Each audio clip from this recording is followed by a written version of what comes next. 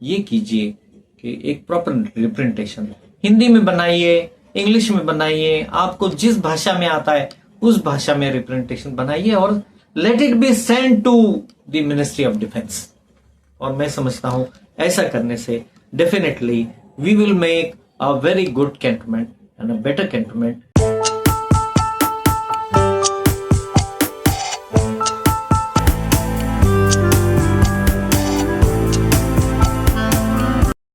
Cantonment express में आप सभी का स्वागत है।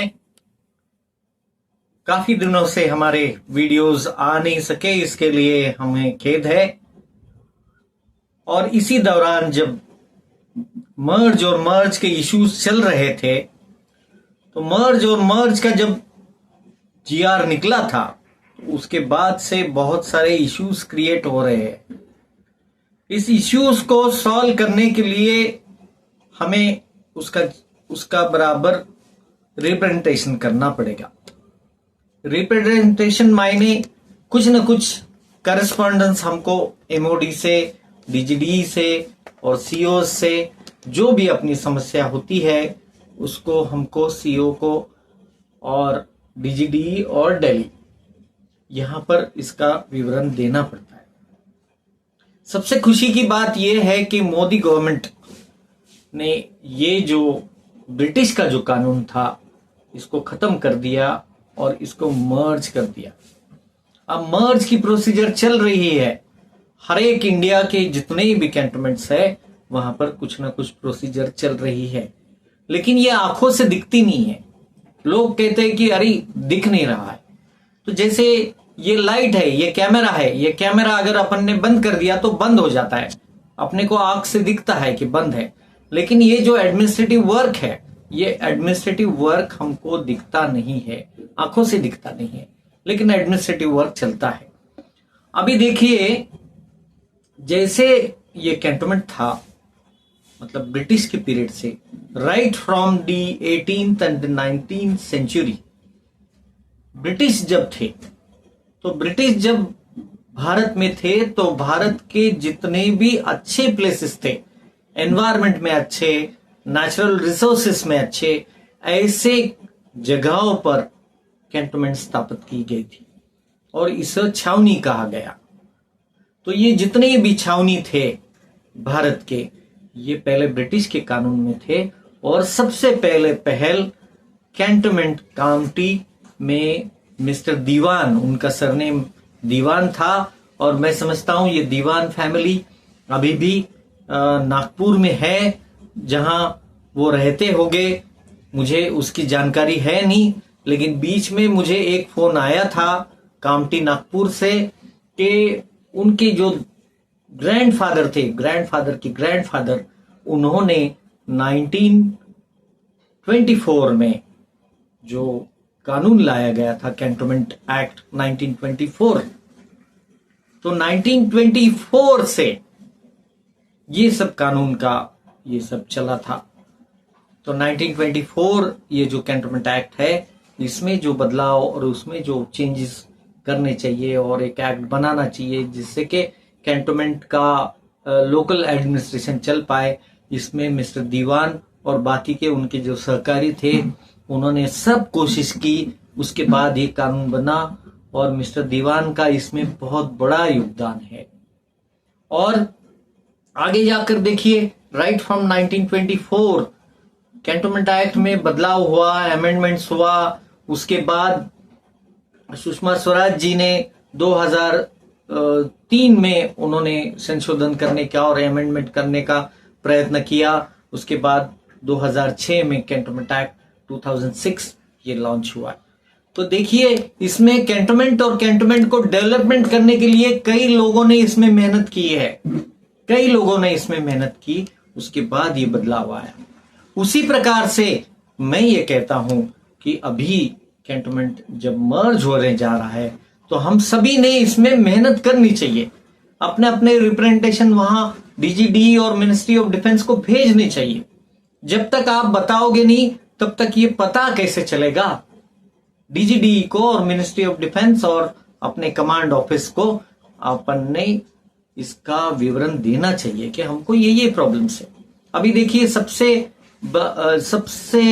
विडंबना इस बात की थी कि ब्रिटिश के कानून से लेके ब्रिटिश ने जो डॉक्यूमेंटेशन किया है और आज जो हमारे डॉक्यूमेंट्स है, घर के डॉक्यूमेंट्स है, खेती के डॉक्यूमेंट्स है, लीज बंगलोज के जो डॉक्यूमेंट्स है, जो अभी है, तो ये राखीव किसने किया, इसको प्रिजर्व किसने किया? ब्रिटिश ने किया। ब्रिटिश का जब कानून था तो उस पीरियड में उन्होंने कम से कम उसको तो सेफगार्ड करके तो रखा है। लेकिन ये आज का जो दौर चला, आज का ये दौर चला और ये पिछले 10-15 सालों में जब हमको कैंटोनमेंट से पेपर्स लगे तो वो पेपर्स हमको मिल नहीं रहे, हमको GLR मिलता नहीं, हमको उसका साइट प्लान मिलता नहीं, उसका कुछ भी डिटेल हमको मिलता नहीं है। तो ये विडंबना है।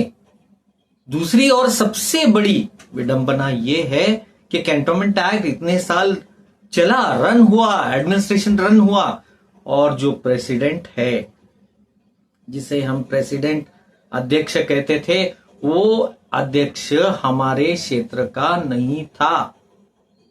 मतलब जो इलेक्टेड मेंबर्स होते थे, इलेक्टेड मेंबर्स चुन के लाना चाहिए अध्यक्ष को। अभी देखिए आपने आसपास के जितने भी ग्रामीण भाग है, वहां का अध्यक्ष कौन होता है? उस क्षेत्र का होता है, उस गांव का होता है, उस क्षेत्र का होता है, वो एरिया का होता है। लेकिन विडंबना ये रहेगी और हंसी की बात की जब भी अगर हम ब्रिगेडियर के पास जो प्रेसिडेंट होता था, हम जाकर अगर उनसे हाथ जोड़कर रिक्वेस्ट करें तो वो कहता था get out you civilians, why you are here. तो ये विडंबना रही है और इसको हमने भुगता है, ये भोग कर, और ये सारी तकलीफों से ये कैंटोनमेंट गुजरा है।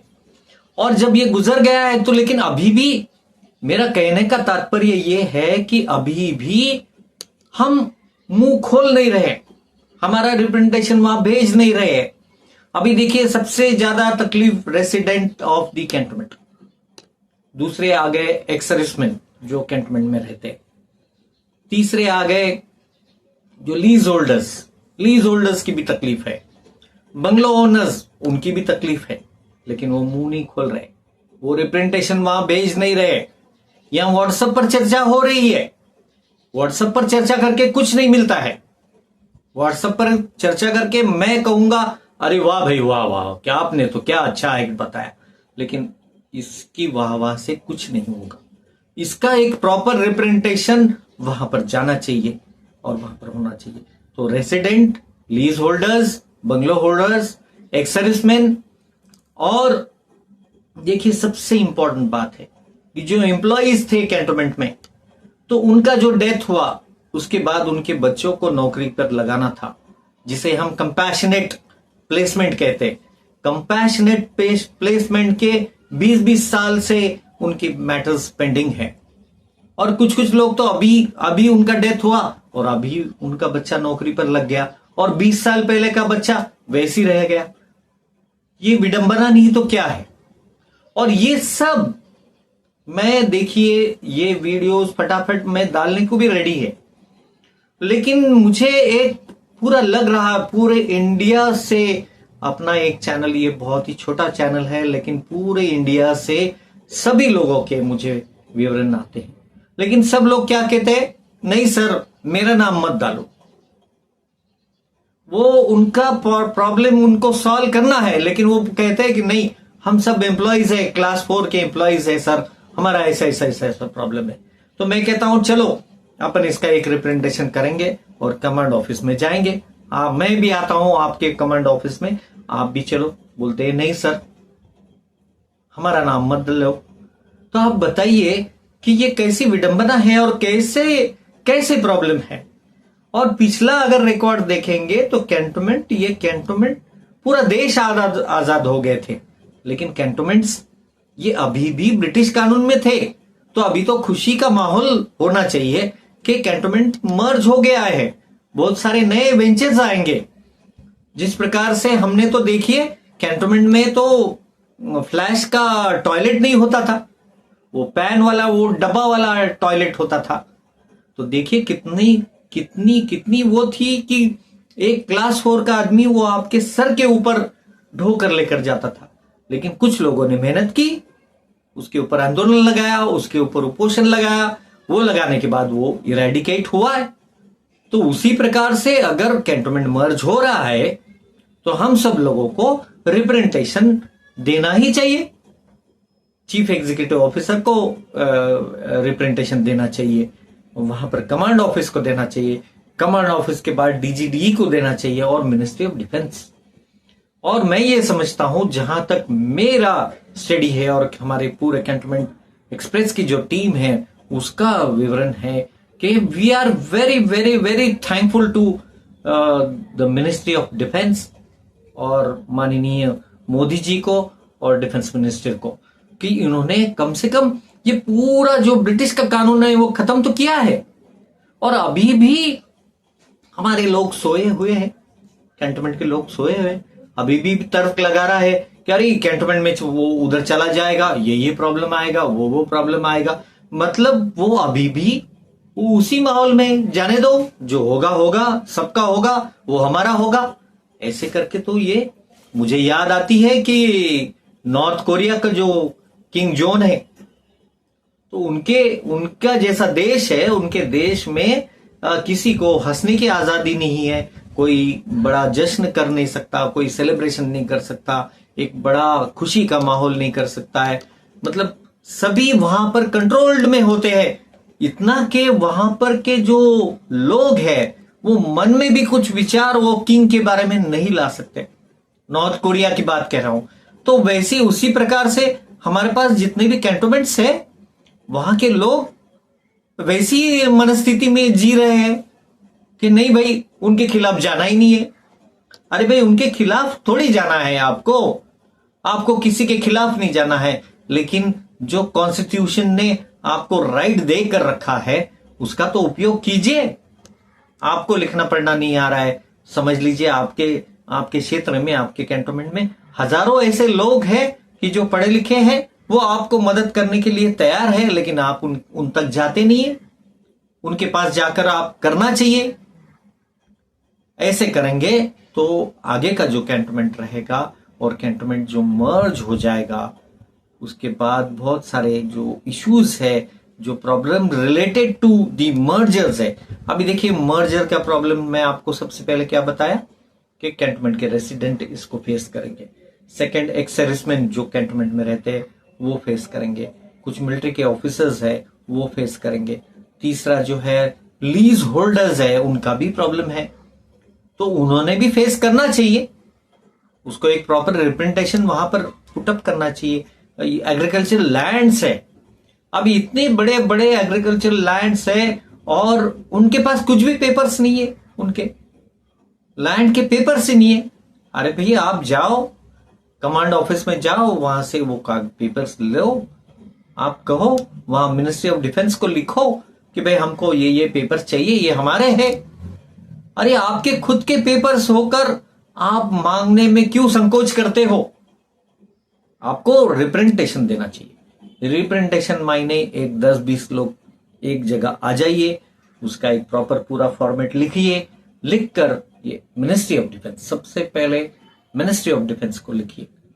उसके बाद आप जो आपके एरिया के चीफ एग्जीक्यूटिव ऑफिसर है उसको भी दीजिए, जिससे कि हेड ऑफिस को भी पता रहे कि आप क्या कर रहे हो और हेड ऑफिस को ये भी पता रहे कि चीफ एग्जीक्यूटिव ऑफिसर ये काम कर रहा है नहीं कर रहा है। और उसका एक प्रॉपर चैनल बनाइए, उसका एक रिप्रेजेंटेशन आपने अगर इस महीने में दिया, उसका रिमाइंडर एक 15 दिन के बाद फिर से भेजिए। इंटरनेट की सुविधा आ गई आपके पास ऑनलाइन एप्लीकेशन फाइल करने की भी सुविधा आ गई। 10 रुपये में आप किसी भी कैंटोनमेंट को यहां बैठकर, किसी भी कैंटोनमेंट का, अभी जैसे हम कैंटोनमेंट औरंगाबाद में है, तो अगर हमको डीजीडी को अर्ज लगाना है तो अभी तो पोस्ट भी नहीं करना है मेरे भाई, पोस्ट भी नहीं करना है आपको सिर्फ ऑनलाइन जाना है, rti-online.com, इसके ऊपर जाना है, वो फॉर्म फिलअप करना है, डिटेल्स डालना है, सबमिट करना है, 10 रुपये आपके कट जाते और वो डीजीडी को अर्ज चला जाता है, आपको जवाब उसका जीमेल पर आ जाता है आपको। तो इतनी सुविधा होने के बाद लेकिन मुझे जो मेरी स्टडी है और आज जो मेरा इतना कहने का जो मतलब है कि लोग ऐसे रह रहे हैं कि नहीं सर मेरा नाम मत डालो। एम्प्लॉइज मेरे पास अप्रोच हो रहे हैं, वो कहते हैं कि हमारा नाम मत डालो। क्लास 4 एम्प्लॉइज हैं, हम मेरे पास अप्रोच होते, वो कहते हैं नहीं सर हमारा तो ये प्रॉब्लम है। मैं उनको सोल्यूशन बोलता हूं तो वो कहते हैं नहीं हमारे वो अर्ज में है ना सर, हमारा नाम मत डालो। अरे भाई ये कौन सी बात हुई कि अगर आपका पेट दुख रहा है तो गोली मैं खाऊं और मैं इंजेक्शन लूं? ऐसे नहीं हो सकता है ना। तो मेक इट अ पॉइंट कि यू मेक एन रिप्रेजेंटेशन। अगर आपको कुछ तकलीफ आती है या कुछ आपको संभ्रम होता है या आपको कोई डॉक्यूमेंट्स कम पड़ते हैं, कोई जीआर आपको पता नहीं है, कुछ ऑफिस ऑर्डर आपको पता नहीं है, मुझे कहिए। बहुत सारा मेरे पास डेटाबेस है कैंटोनमेंट एक्सप्रेस के पास, हमारी टीम के पास। और सबसे अच्छा काम तो ये जितने भी एनजीओज है हमारे पास, तेलंगाना में आबेल सर और संघ की रविंद्र सर है, हिमाचल में हमारे मोहन शर्मा सर है और उनका एनजीओज है, इधर मध्य प्रदेश में है और उधर शिलोंग में है।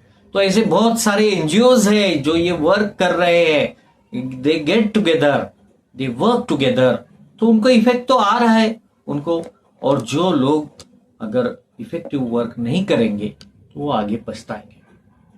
तो आगे के इस वीडियो में हम देखेंगे कि छावनी ने क्या पाया और क्या खोया। तो देखिए, खोया तो बहुत कुछ है कैंटोनमेंट ने। खोया तो ये है कि हमारा अध्यक्ष जो था वो हमारे क्षेत्र का नहीं था, वो हमारा इलेक्टेड मेंबर नहीं था, लेकिन फिर भी हम उसको अध्यक्ष कहते थे। ऐसे करके करके इतने 70 साल 75 साल हो गए। तो अभी तो भी कम से कम ये कीजिए कि एक प्रॉपर रिप्रेजेंटेशन हिंदी में बनाइए, इंग्लिश में बनाइए, आपको जिस भाषा में आता है उस भाषा में रिप्रेजेंटेशन बनाइए और let it be send to the ministry of defence. और मैं समझता हूं ऐसा करने से definitely we will make a very good cantonment and a better cantonment. और आगे चल के भी जब महानगर पालिका में, पास के महानगर पालिका में, और मैं ये समझता हूं कि नवंबर दिसंबर तक बाकी की जो मर्जर की प्रोसीजर वो और भी स्पीड लेगी और भी वो होगा। तो एंड बिफोर आई फॉरगेट, और एक चीज रह गई है कि बहुत सारे एम्प्लॉयमेंट एड्स पूरे कैंटोनमेंट ने निकाले थे, वो एम्प्लॉयमेंट एड्स का भी अभी भी वो पेंडिंग है। उन्होंने अभी भी उनका जवाब नहीं दिया। कई लोगों को अपॉइंटमेंट एड्स छोड़ दिए, अपॉइंटमेंट लेटर्स छोड़ दिए, लेकिन अभी तक उनको अपॉइंटमेंट ज्वाइनिंग नहीं किया। किसी को तो ज्वाइन कर लिया, ऐसी भी घटनाएं है। और पैसा, करोड़ों में पैसा जमा हो गया, उसका क्या? जितने भी सीईओज है दे हैव टू आंसर। और मैं ये समझता हूं कि ये सीईओज जितने भी है, चीफ एग्जीक्यूटिव ऑफिसर, ये इतनी बड़ी पोस्ट पर रहते हैं और इन बच्चों का, ये बच्चे जो होते हैं वो 18 20 साल 22 साल, इतने छोटे छोटे बच्चे होते हैं वो, तो उनको कुछ गाइडेंस होता नहीं है और वो किसी के खिलाफ जा भी नहीं सकते, उनकी एज नहीं होती है, उनको टाइम नहीं होता है। लेकिन ऐसा मिसलीड करना, और कैंटोनमेंट जैसे इतने बड़े इंस्टीट्यूशन है, गवर्नमेंट का इंस्टीट्यूट, एक मिनिस्ट्री ऑफ डिफेंस का इंस्टीट्यूट, उन्होंने ऐसा धोखाधड़ी करना ये स्टूडेंट्स के साथ, ये कैंडिडेट्स के साथ, ये अच्छा नहीं है। और क्या कहे, अच्छी बात नहीं है। तो इतना ही कह के हम रुकते हैं और अगले कैंटोनमेंट्स के जितने भी वीडियोस है उसमें हम देखेंगे कि कैंटोनमेंट ने क्या खोया और क्या पाया। क्या खोया और क्या पाया, तो कुछ पार्ट तो मैंने आपको अभी दिखा दिया। धन्यवाद।